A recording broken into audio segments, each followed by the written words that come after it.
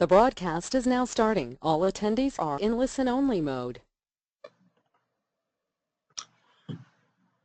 Thank you for joining us today. This is part one of Gambling 101, brought to you by the Council on Compulsive Gambling of New Jersey. My name is Dan Trolero, Assistant Executive Director with the Council. And today we're going to cover a few topics that highlight a basic overview of gambling and disordered gambling. Council on Compulsive Gambling is located in Hamilton, New Jersey. Our website is www.800gambler.org. And just important to note, as you go through this session and the next, that the Council is neither for nor against gambling. We are always neutral on gambling issues. We simply want to provide support, treatment, and help for those who do have a problem with gambling or has become a problem in their lives or the lives of a loved one or a family member. The objectives today: heighten awareness of problem and disordered gambling, to identify different forms of gaming and gambling, to identify the different characteristics by demographic, identify types of gamblers and stages of a gambling problem, and identify some of the vulnerable and at-risk populations. So what is gambling? Gambling is participating in any game or activity in which someone risks money or a valuable object in order to win. Please note that it is not always about the money. A person may find something of value such as sneakers, clothing, a car, jewelry. Whatever has value can be gambled. So gambling is not always about the money. And what you will learn a little bit later on is that gambling oftentimes is more about the action or the escape than it is about the money. Although the person does need something of value in order to gamble, it is the feelings of action or escape that really drives a gambler. Some forms of gambling include 50-50s, chances, door prizes, bingo, carnival games, and the stock market. For a disordered gambler, someone who struggles with gambling addiction, the stock market, by way of day trading, can create an environment that is intense, that creates preoccupation, that can really drive a gambler perhaps back to an original or a different game or a different mode of gambling that was once preferred. So the thrill of potentially winning money, the thrill of watching the lights and the flashing symbols of a stock market changing, all of those can be triggers which could potentially lead to a relapse or a flaring up of a disordered gambler's addiction or disease. Legal gambling in New Jersey. Casinos. We know land-based casinos legalized in New Jersey. We have simulcasting at off-track wagering facilities for horses. There's account betting online for horses as well. The New Jersey Lottery has multiple forms of gambling available, between scratch-off tickets and jackpots and Powerball, multi-state lotteries. And then internet gambling, which is the newcomer, officially going live November of 2013, which was legalized in New Jersey. However, we also know that illegal forms of internet gambling exist and have been around for decades. To that end, some illegal forms of gambling in New Jersey do include sports betting, underage gambling, any type of animal fighting, football pools, and March Madness. Now, earlier I did mention that the Council is neutral on issues of gambling. What I will make very clear is that we are against certain forms, we are against all forms of illegal gambling, and those include underage gambling. If you're under age 18, you should not be gambling at all. However, if you're of the age of 18, you can purchase lottery tickets, and you have to be 21 years or older in order to open up an online gambling or wagering account and or play in the casinos. We're also against sports betting. We're against illegal forms of gambling in New Jersey. Now, as we talk about gambling, and we have to take a look at the casinos, the land-based casinos, a couple of features that are just unique to the casinos. One, no windows, no clocks, flashing lights, interactive play, and the incentives to play for free. The land-based casino makes a wonderful opportunity for someone to just get lost in the environment. It's a fantasy land.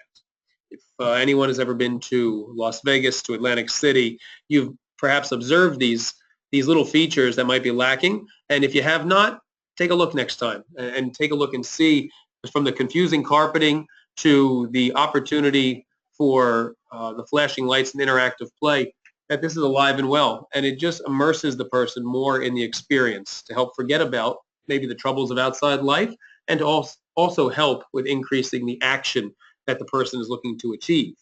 I will make one note. Interactive play is really gaining a lot of attention as we start talking about social gaming and social forms of gambling. The concept of playing against friends, going to a location, perhaps a land-based casino, going for the nightclubs, going for the nightlife, perhaps social gaming areas, and playing against your friends in forms of skill-based or other forms of gambling. It just livens the experience when you can play against people that you know. It creates a community, if you will, of gambling amongst friends and colleagues, and it tends to enhance the experience. Casinos also offer the free alcohol, which is a big point, and why oftentimes gambling is connected with substance use disorder, almost 60 to 65% of the time with alcohol, and also smoking. So we do find the connection between gambling, disordered gambling, and substance use disorder oftentimes. In looking at online wagering, it is important to note that there are no official product safety standards or regulations for offshore casinos. I made mention before that illegal offshore gambling has been around for decades, and if someone were to lose money at an illegal offshore casino, there would be no recourse. If the person was playing and they felt as if their money was lost or taken from them, it's not as if you can go to the U.S. government and file a complaint with the Division of Gaming Enforcement. There's no product safety standards. It's the old adage, let the buyer beware. And that when internet gambling was legalized in New Jersey in 2013, it helped to bring a little bit more regulation and certainty to the online gaming world. And one of the big selling points for online wagering is the fact that you can do this in the comfort of your own home. You no longer have to commute. You no longer have to drive far. You can play 24 hours a day, 7 days a week, and you have the ability to open up an account, and in any amount of downtime or spare time, you can kill a little time and perhaps win a little money. So it became available 24 hours a day, 7 days a week. These are that's the main reason why it's very popular. The playing in the comfort of your own home, learning step by step without embarrassment. We also note the concept of the fast pace. Looking at online gambling, there is never a time when there is a slowdown in action like that of which exists on the land-based casino side. If you go to a physical casino, we know there are 3 instances when you sit at a table where the action slows down or comes to a stop. First, when someone buys in. If you're playing a game of blackjack and someone sits down next to you with $100 and they look to get their chips, the action has to stop so that person can join the game. Number 2 is when the dealer changes. If the dealer is done for the day and the shift change, the dealer has to move to another table, a new dealer will come in, and there will be a dealer change. And lastly, changing in the decks. Sometimes we have to swap out the decks of cards, reshuffle the decks in the new shoe. Once the shoe of cards are done, there's a reshuffling. Again, slows down the action. So there's a break in the action. In the online world, gambling exists 24 hours a day, 7 days a week, 365 days per year, and there is no slowdown in that pace or that action. You can just continually gamble on a regular basis, and you can open up multiple accounts as well. So that the fast pace, the velocity of play can be much higher in the online world. A couple of quick observations on differences between online versus brick and mortar. Online wagering, again, easy access to it. It's hidden in nature. It provides a sense of fantasy. Also, the concept of having electronic transactions as opposed to physical currency is a big difference. The person gambling on the online side will tend to chase their losses a little bit faster and a little bit deeper than someone who is using paper money or physical cash and watching the chips diminish. That tends to slow the pace also. Physical casinos also do have that sense of reality and stigma. If you're being identified as someone who's there on a regular basis, that might slow you down.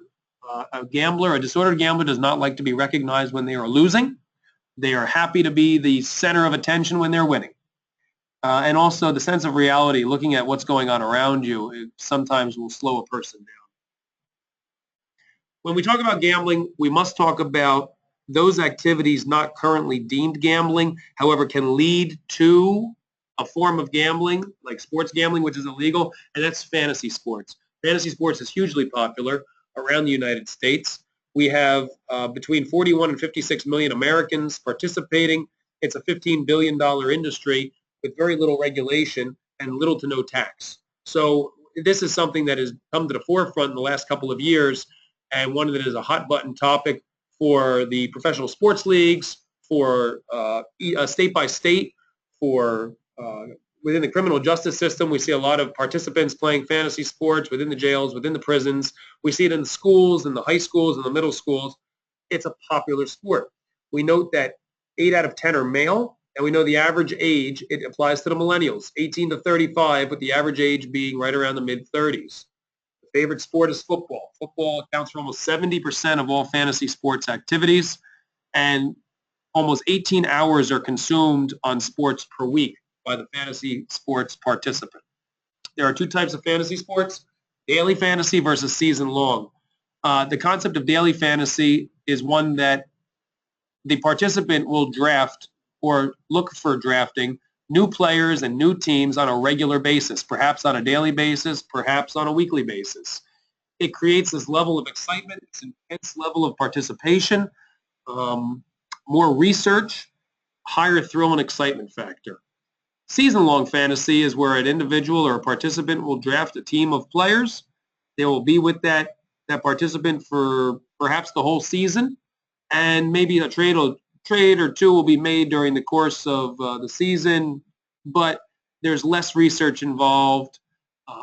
It's a longer period of time, and it doesn't provide that intense focus that daily fantasy can provide. Think of daily fantasy as just having this ability to change and create a new lineup every day. And if you're going to create a lineup to win money, well, then you must do your research because you're playing against other people to win money, and they're doing their research. So the amount of intensity and the amount of preoccupation is much higher with that of daily fantasy sports than that of season long.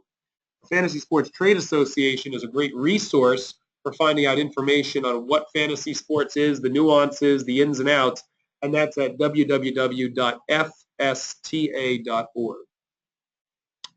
Now, going with problem gambling in New Jersey, we note a couple of observations. We tend to find that people that call into 800-GAMBLER, our phone number, giving support, treatment, and hope, is that the New Jersey citizens with lower incomes tend to have the higher rates of problems with gambling. Just that they have lower disposable income. They also look at gambling as a way out. It's a way out of a vicious cycle, a way to make ends meet, a way to pay bills, a way to meet expenses. But we know over long periods of time that just doesn't work. We also note that approximately 350,000 adults in New Jersey will battle gambling problems in their lifetime, and of that, almost 87,000 are seniors affected by problem or disordered gambling, either directly or indirectly. Some facts about gambling: 60% of those will commit crimes. 1 in 5 will attempt suicide. This perhaps is one of the more shocking statistics that people will hear for the first time, is that gambling addicts, between 17 and 21%, will attempt suicide. And we typically find that gamblers will come to that point of inflection because of the money issues and because of the hidden nature of the disease. It's been hidden for so long. Perhaps the house is in foreclosure. Finances have been tapped. Money has been lost. There's no more savings. And then the lying and the deceit, the cheating, it just all comes to a head. And the gambler just simply feels that there's no way out, that money is everything, and that they just don't see a way out, because a gambler has no saturation point. What I mean by that, there will never be a point in time where the disordered gambler will pass out due to gambling. Remember, gambling, we're not ingesting. We're not putting anything in our body. You have to think of the problem gambler as a process addiction. So the gambler will never overdose. The gambler will never black out. The gambler might fall asleep. However, they're never going to have so much where they just can't consume anymore. I always give the analogy, if you were to give the substance use disorder individual $10,000 and the gambler, person with gambling disorder, $10,000, the person with substance use disorder can only use so much money before they pass out or overdose or just fall asleep. However, the person with the gambling disorder will easily get through $10,000 and then take the money from the person who's passed out, and they'll use their money. So now the gambler has now blown all the money, and they'll sit there with their hands open saying, give me more, because I'm fine. I can continue going. And that's one of the unique features of gambling, is that continuation where they'll never hit that saturation point. Almost two-thirds of gambling addicts may fit the criteria for alcohol use disorder as well. It's important to note, we know the casinos do provide free alcohol on the floor, but we also note that gambling oftentimes does come along with either cigarette smoking or substance use disorder. It could be alcohol, it could be narcotics as well. 1 in 5 addicted gamblers have filed for bankruptcy.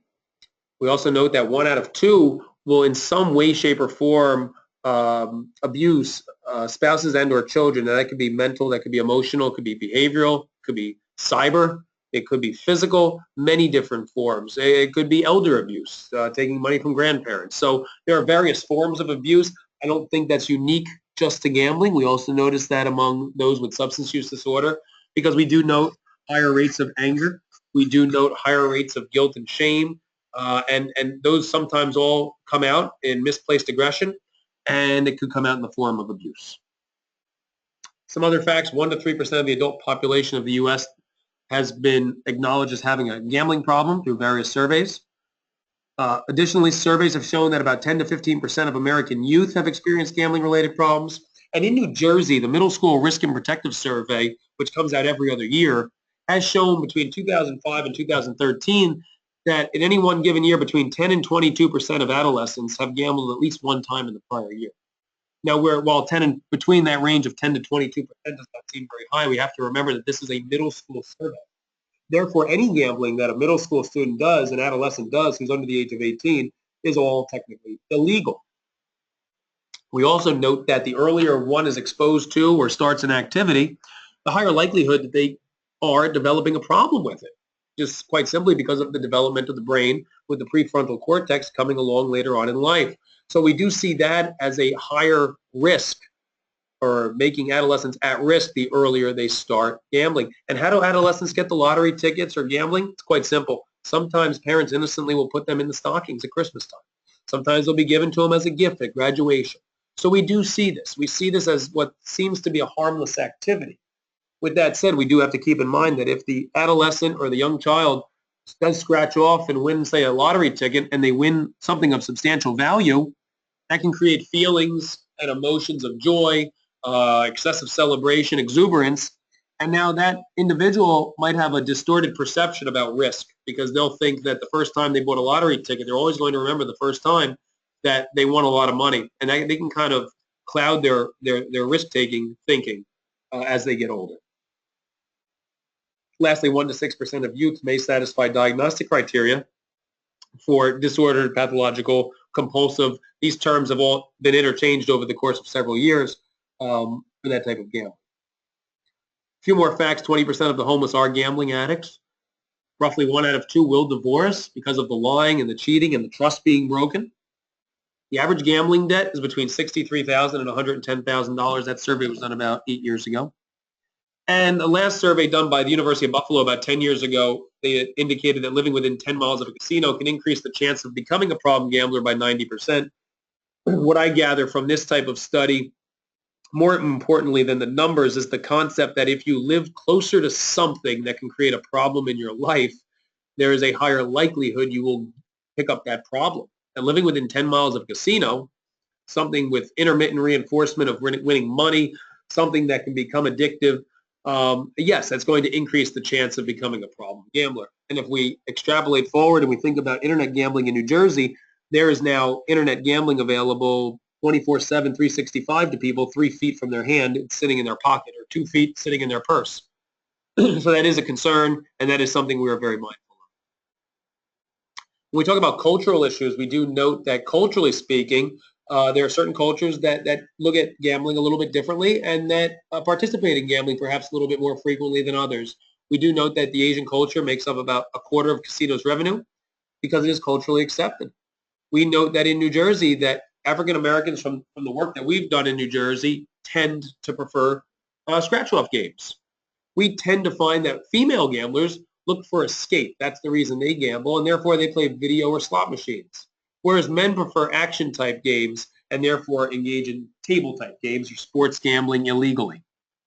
When we look at types of gamblers, we note 3 different types. We have social gamblers who gamble for the pure entertainment, gamble with others. They do it for an enjoyable experience. They know their limits. They have responsible gaming limits of time and money. and it doesn't interfere with other parts of their life. And that's a key indicator. It's not interfering with other parts of their life. They have a healthy perspective. They do it for what it's intended to be done for, which is a form of entertainment. The next stage is problem gambler. 7 to 8% roughly qualify as a problem gambler, which means now it's gone from the form of entertainment to now where they're starting perhaps to lose a little bit more than intended. Gamble longer than planned. Individual starts to borrow money for gambling. There's prolonged losing episodes. Lying can begin, and also chasing one's losses. And lastly, relationship problems. These are all signs of someone starting to fall down the path of problem gambling. Lastly, disordered gambler.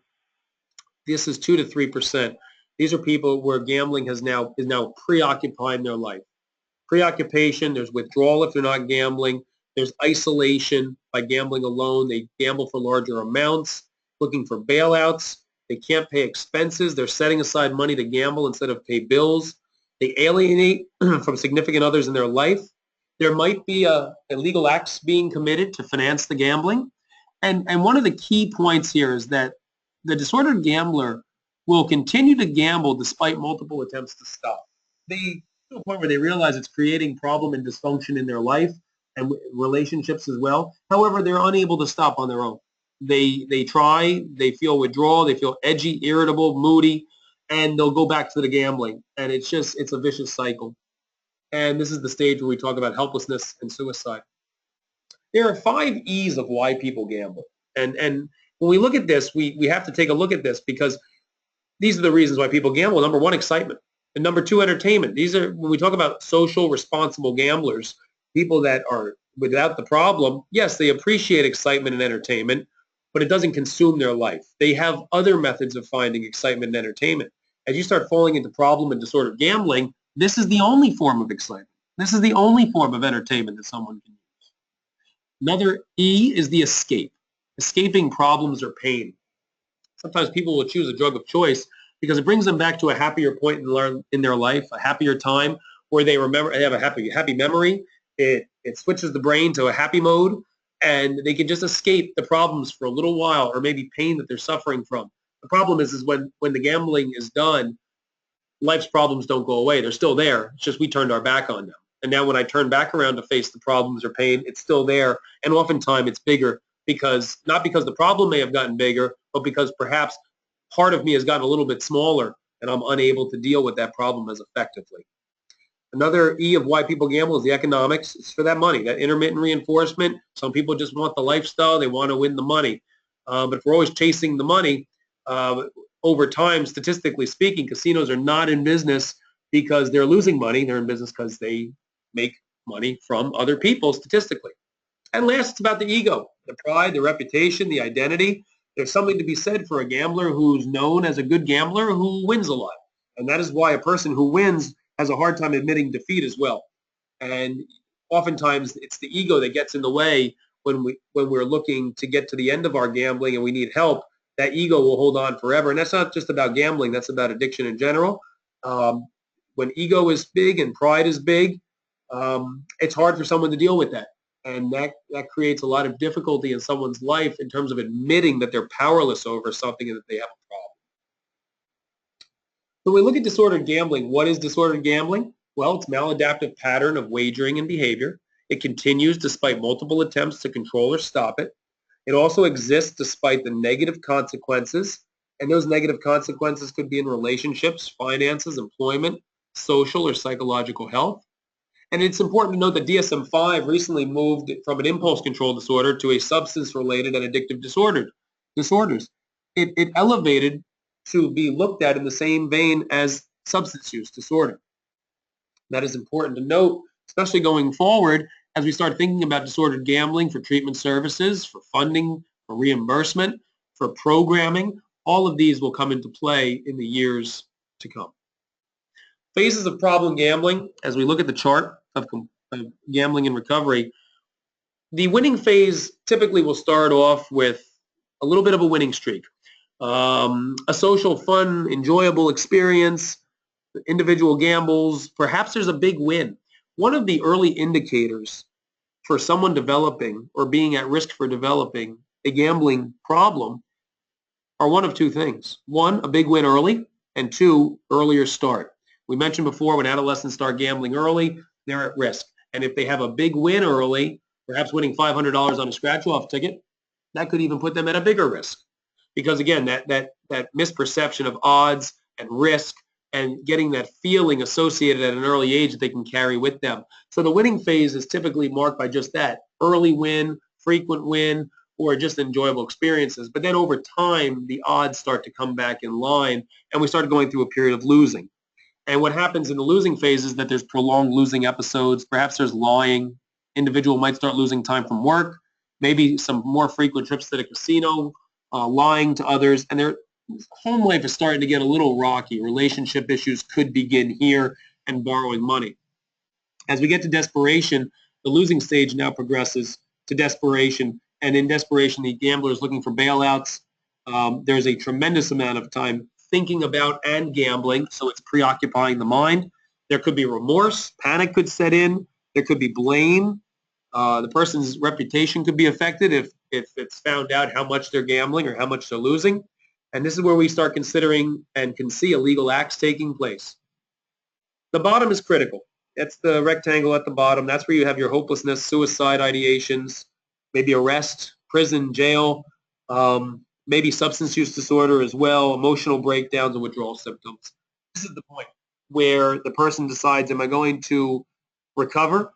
Am I going to prison? Am I going crazy? What is my next step here? Am I going to continue going down the path and find a new bottom? So there are several different options. And what we try to do when someone calls 1-800-GAMBLER and we do a brief intake, we will point them in the direction for recovery. And we try to get them to a 12-step meeting, to the Gamblers Anonymous Fellowship, to a meeting local around where they live around the state of New Jersey, or refer them as well to a certified gambling counselor. And lastly, if the situation is dire, we will refer them to an inpatient facility in the state of New Jersey. And that starts the rebuilding phase, where the person has made a conscious decision and realized and has admitted that they have a problem and they've accepted that and that they're willing, they have a desire to get well and that they can't gamble and they have to change and make progressive character changes in their life to get well so that they can grow and recover through the process. The end of recovery never ends, obviously, but one of the main tenets and points of recovery is that concept of giving back and helping others and being an instrument of change in other people's lives is just a great way to strengthen and continue along the recovery phase. If we look at some of the common characteristics of a gambler as listed, we see that they are bright, outgoing, competitive. They experience depressions. They have highs and lows with a win or a loss. The gambling, like substance use disorder, will control the whole person's life. It's progressive in nature. The $5 bet is no longer sufficient to get a high or a rush. Now it needs to be 10 and maybe 20 and 30 so the dollar amount can go up or the frequency can increase. We also note that the first drink to the person with alcohol use disorder is just like the first win to someone with gambling disorder. And the concept of bailout is alive and well within the gambler's world, looking for money to pay off debts. And oftentimes for the gambler, it just means just to gamble again. I'm getting a bailout so I can gamble again. And the thinking is that this time will be different. But as we often know in addiction, it's never different. It's just the same and sometimes worse. Then the males tend to be action gamblers. They gamble for excitement, for competition. More likely to engage in skilled forms of gambling such as poker, horse racing, or sports. Typically likely to have an early onset of gambling because of the competitive nature and the early risk-taking. Boys that we see adolescent and in high school around the state of New Jersey, they tend to prefer games like poker on the weekends with their friends for penny ante games or quarters or dollars, fantasy sports, and they just tend to have more action involved with respect to gambling. Whereas the females will tend to be more of your escape gambler and tend to have later onset gambling. In the high school level, at least, what we've seen around the state of New Jersey in the last few years through our prevention and education efforts have been more incidents of eating disorder and or cutting as forms of attention or escape amongst the females, not so much the gambling. That being said, we do see females who gamble with scratch-off tickets and lottery, typically luck forms of gambling instead of skill. And again, it's for relief and escape from stress. Within the state of New Jersey, we do a lot of work with seniors and a couple of items with respect to older adults or seniors as it pertains to gambling.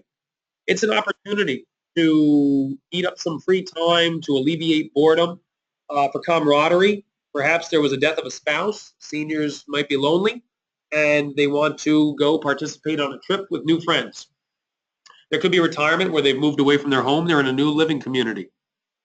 Some seniors also look at gambling as a way to add income. They're nervous that they might outlive their money. They retired. They made a decision to retire. Maybe they were forced into retirement. And now they want to supplement the income with some gambling.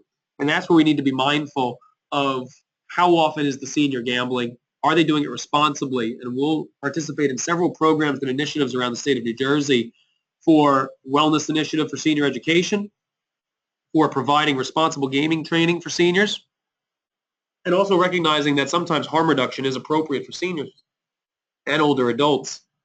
Because we realize that if a senior is gambling 4 times a week in Atlantic City, that won't be good in the long run, but is it realistic to think that they're going to go from 4 to 0? What we'll ask and what we'll encourage and try to help them understand that maybe going only 1 or 2 times a week might be better, and try to find another activity to supplement the free time. There are some signs of a senior problem gambler. First, loss of interest and participation in normal activities. Number 2, blocks of time that are unaccounted for. Number 3, they exhibit a high priority on gambling and gambling-related activities. They're talking about it. They look forward to it, just maybe a little bit too much. Another point is a sudden need for money or loans, neglecting of personal needs. Perhaps they're not eating as they should. They're not taking their medications. The utility bills aren't being paid. There's no food in the refrigerator. Perhaps the older adult is very secretive and avoidant when questioned about time and money. Also a decline in health, which could become obvious, and then withdrawal or depression. With seniors, when you do see a senior problem gambler, there are treatment concerns because of the fact of the stigma mostly. Seniors do not want to be looked at as different from their fellows. It's no different than any other situation for a different demographic. There could be a loss of self-esteem. They might have a harder time admitting they have a problem. There's the concept of I'm too old to change. That is a concept that we hear on a regular basis. That was actually a quote from someone in a program that I was working with, and just that whole image of their identity being rooted in something that they've done for years, perhaps, or that they just enjoy, and they feel as if it's pointless to try to change. And we try to help encourage and point out the fact and motivate the senior to make some healthy lifestyle changes and decisions. With respect to senior gamblers, we do look at 2 different types. One, lifelong senior gambler who grew up gambling their whole life. And number 2, the late onset senior problem gambler, which is what we see very often when you have the death of a spouse or a moving to a new location or retirement. So those are 3 instances that we see late onset senior problem gambler. And then we also have to look at youth. We understand that adolescents, the average age to begin gambling around the country is about 10 years old. Not on a regular basis, but first exposure can be as early as 10 years old. We're very mindful about gambling as it pertains to alcohol and binge drinking, because we do see alcohol and gambling being connected. We note that youth typically will use gambling for escape behavior and or action. It can lead to legal and money troubles. You know, we have kids that are, we have a heroin epidemic in New Jersey. It's around the country. And we think about where money is obtained from. Is it coming from gambling to buy drugs? Do people sell drugs to gamble? People sell drugs to buy more drugs and alcohol and sell them to gamble. Gambling oftentimes is tied in with some of those risky behaviors. We also note that the adolescents and the youth will show bad grades, experience situations of depression, and could contemplate suicide as well. We will note that the council is the only prevention and outreach organization in New Jersey that provides education in some of the schools. We make a point to try to get to schools, whether it's classrooms, whether it's assemblies around the entire state, to do education, awareness, and prevention so that the students can understand the risks associated with gambling. Adolescent problem gambling is higher than adults. In New Jersey, 12%. New York is 14%. Connecticut's 11%. So we do note higher rates of adolescent problem gambling. And we estimate that there are currently 30,000 youths aged 14 to 17 dealing with a gambling addiction of some type, whether mild, moderate, or severe within the state. It should be noted that gambling is a hidden addiction. It is extremely difficult to diagnose, and it is hard to overcome because the gambler always believes that they will overcome it on the next win. You see, the gambler will always think of the gambling disorder as a money problem.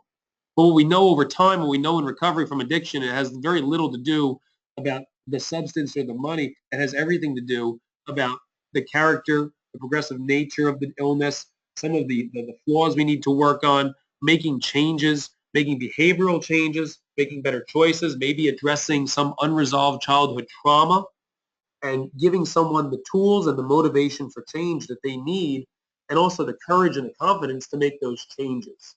So we do note that with trauma, oftentimes goes unrecognized and is at the base of many disorders. It can manifest itself later on in life in the form of a substance use disorder, in the form of a non-substance use disorder, or in various other ways. So it's always important to take a look and treat the entire body of work, the whole person, when looking at addiction and disorders. Some common protectors that a gambler will indicate: one, I don't have a gambling problem, I have a money problem. That's how they view it. Another one is there's nothing wrong with it because it's legal. Well, I would argue that alcohol is legal and people have problems with alcohol use disorder. My church runs a bus trip. If the church runs it, it must be okay. We've heard that argument from a female in South Jersey. Another protector that we get from someone with a gambling disorder: I have plenty of money, I still have a job. So what they're missing there is they're not taking a look at the relationships and the behaviors. Because in this particular situation, I recall the wife of this particular gentleman had called in and was on the verge of divorce, and he couldn't even see it. And the relationships were just a disaster. And he just looked at everything as money and job, and she was looking at relationships and emotional connection. And he just was not capable of giving that to her at the time because his heart was with his addiction and his drug of choice. And the last common protector we see is I will get my money back on the next win, and that speaks to the concept of intermittent reinforcement, where the gambler thinks everything will be just fine if I win. In closing, for part one of our two-part series, I like to leave you with the concept of attitude, noting that we all have a choice, choosing an inner dialogue of self-encouragement and motivation, or one of self-defeat and pity. The key is to realize that it's not what happens to us that matters, it's how we choose to respond. I thank you for viewing this first of two-part webinar. Part two, upon completion and upon answering the post-test questions, you'll be eligible and able to submit a request for the continuing education credit for CADC, LCADC, LMFT, and LPC. Thank you very much, and we look forward to being of service in the future.